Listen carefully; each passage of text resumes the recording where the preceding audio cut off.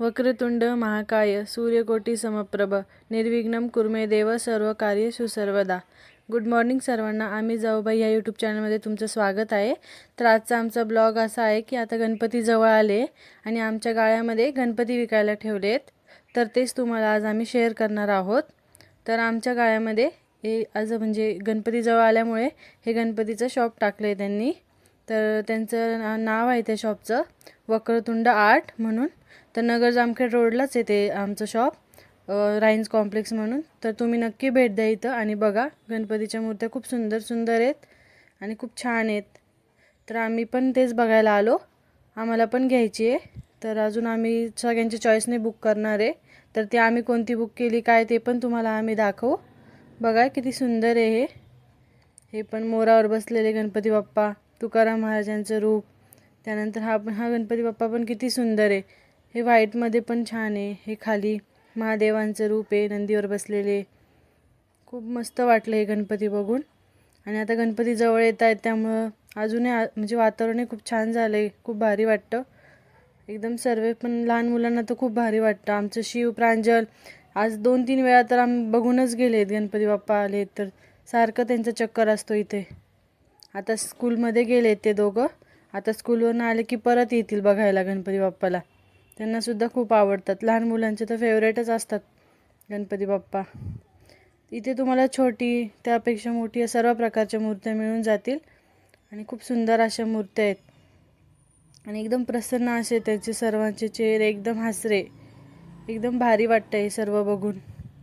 आम्ही सर्व आलो होतो बघण्यासाठी, तर मस्त वाटलं गणपती बाप्पांना बघून। ह्या पण बघा छोट्या छोट्या खूप सुंदर अशा मूर्त्या आहेत, प्रत्येक साईजमध्ये। लालबागचा राजा आहे, सर्व काही आहे इथे। हा पण खूप सुंदर आहे गणपती बाप्पा, मोरावर बसलेली मूर्ती, एकदम मस्त मूर्ती आहेत या सर्व, छान वाटतंय खूप। तर तुम्हाला कसे वाटले आमचे गणपती बाप्पा सर्व हे कमेंट करून नक्की सांगा आणि कोणते गणपती बाप्पा आवडले हे सुद्धा सांगा। तर खूप छान वाटलं आज आमची सकाळची सुरुवात एकदम छान आणि प्रसन्न झाली हे सर्व गणपती बाप्पांना बघून। तर खूप मस्त वाटतंय आज। तसंच यांच्याकडे डेकोरेशनच्या पण ह्या म्हणजे जे डेकोरेशन करण्यासाठी फुलं आहेत तर त्यांची प्राईस दाखवली आम्ही इथं। तर तुम्हाला पण जर बघा घ्यायचं असेल तर डेकोरेशनसाठी खूप छान छान आलं आहे यांच्याकडे। अजून पण येणार आहे, अजून तर थोडंसंच आलेलं आहे, अजून पुढे त्यांचे म्हणजे अजून पण गणपती बाप्पांच्या मूर्त्या येणार आहे आणि डेकोरेशनचं सर्व काही सामान येणार आहे अजून। तर हे सध्या एवढं आहे, तर तेवढं तुम्हाला आम्ही दाखवलं। तर कसं वाटलं हे नक्की सांगा आम्हाला कमेंट करून। तर खूप छान वाटतंय आज।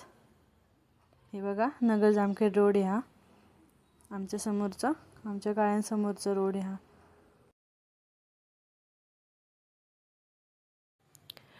सर्व गणपती वगैरे बघून झाल्यानंतर मग घरामध्ये आम्ही आलो। सकाळची कामे आवरतच होती, स्वयंपाक बाकी होता। तर काल मावशीने येताना मक्याचे कणसं घेऊन आल्या होत्या, ते मग मक्याचे कणसं आम्ही अगोदर सोलून घेतले उकडण्यासाठी दोघींनी आणि नंतर मग स्वयंपाकाला सुरुवात केली। स्वयंपाक काही जास्त नव्हता आज करायचा, साधी चपाती आणि मेथीची भाजी बनवायची होती, त्याच्यामुळे मग आम्ही अगोदर सर्व आवरून घेतले कामे आणि स्वयंपाक निवांत रिलॅक्स करायचं ठरवलं होतं।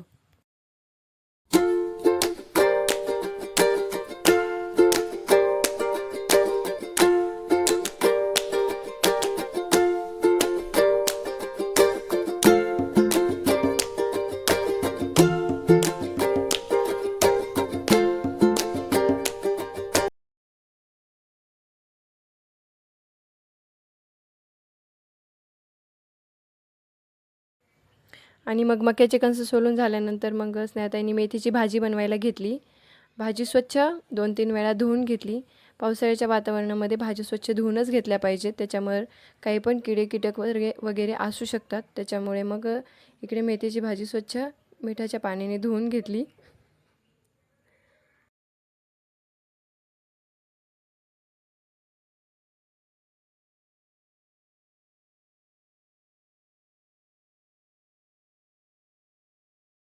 आणि इकडे मग आम्ही स्वयंपाकाची सुरुवात केली। मी तिकडून चपात्या बनवल्या एका गॅसवर आणि मग स्नेहाताईंनी इकडे मेथीची भाजी बनवली।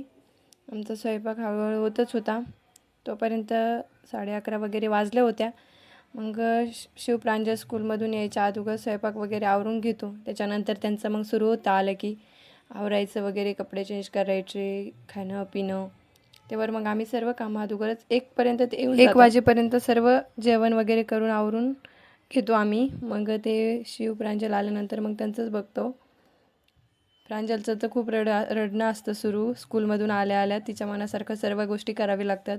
तिच्या आवडीचेच कपडे घालावे लागतात, तिच्या आवडीचं जेवण द्यावं लागतं. त्याच्यामुळे मग सर्व कामं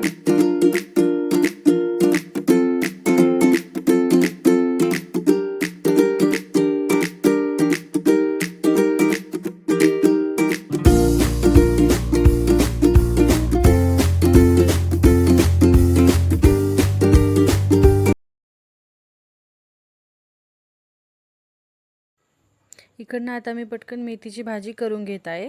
तर मेथीची भाजी आम्ही एकदम साध्या पद्धतीने करतो.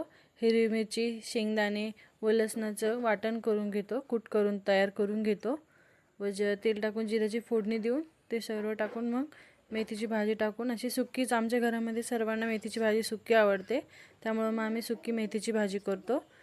तुम्हाला कशी वाटली ते तुम्ही कमेंट करून सांगा आणि तुम्ही कशी बनवतात हे सुद्धा कमेंट करून आम्हाला नक्की सांगा.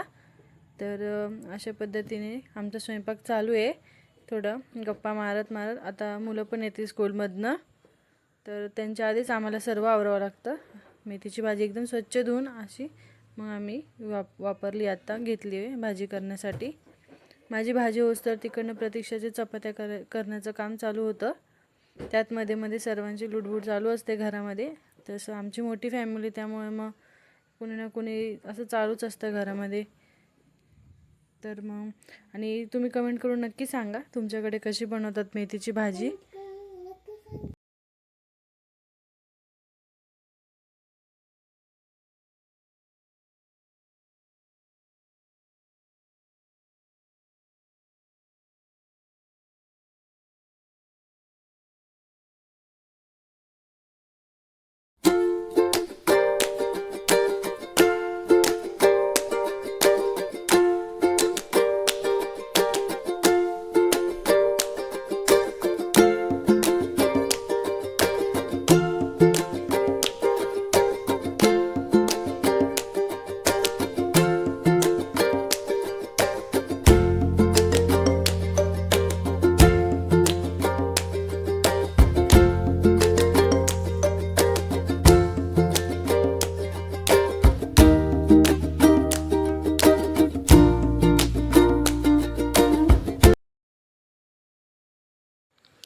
स्वयंपाक झाल्यानंतर मग आम्ही मक्याचे कणसं शिजवायला टाकले.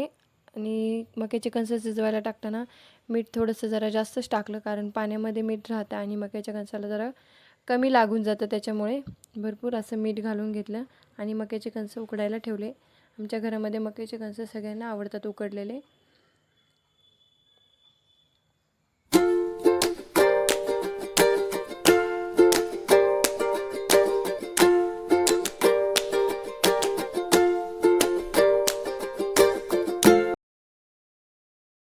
तर असा होता हा आमचा आजचा ब्लॉग. तुम्हाला कसा वाटला ते कमेंट करून नक्की सांगा आणि आमच्या चॅनलला लाईक करा, शेअर करा, सबस्क्राईब करा.